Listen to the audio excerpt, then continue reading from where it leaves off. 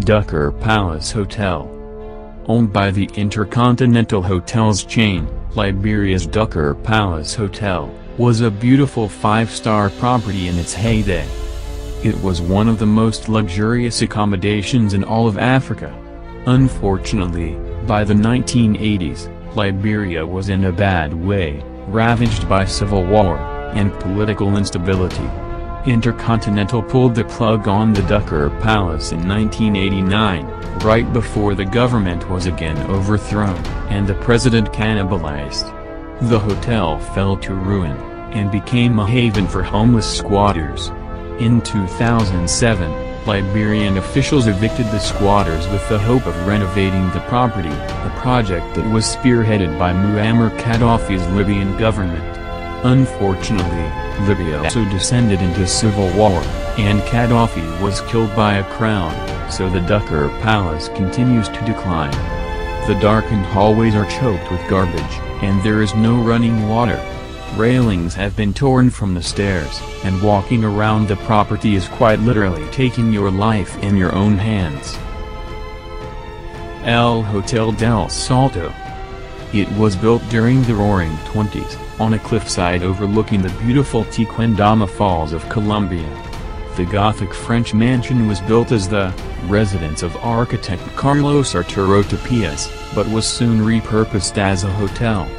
Despite its beauty, its location dangling over a precipice made it a prime location for people to commit suicide.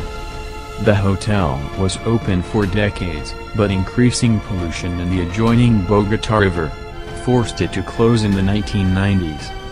The hotel sat idle for over 20 years, shrouded in mist, as rumors swirling that those who plunged from its rails still roamed the halls. In 2012, the property was reopened as the Tequendama Falls Museum of Biodiversity and Culture. Whether the spirits of those who took their own lives continue to roam amongst the exhibits remains to be seen. Diplomat Hotel. Baguio is home to many hotels, but few possess as sinister a pedigree as the Diplomat. Originally built as a seminary and vacation house by the Dominican Order of the Catholic Church, the property allegedly harbored great bloodshed in the 1940s. During World War II, there were tales of an invading Japanese army, who slaughtered refugees within the wall of the building, then later bombed it. The property was rebuilt in 1947 as a hotel, then remodeled in 1973. When its then owner, faith healer Tony Agpa-Oa, died in 1982, the property fell into disrepair, and was shuttered.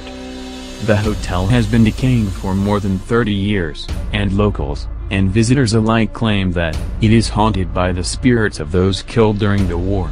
After dark, blood-curdling screams have been reported to emanate from the property. Spirits supposedly sighted include priests and nuns, as well as those beheaded by Japanese swords. The ruin is open to the public for those brave enough to risk spectral encounters.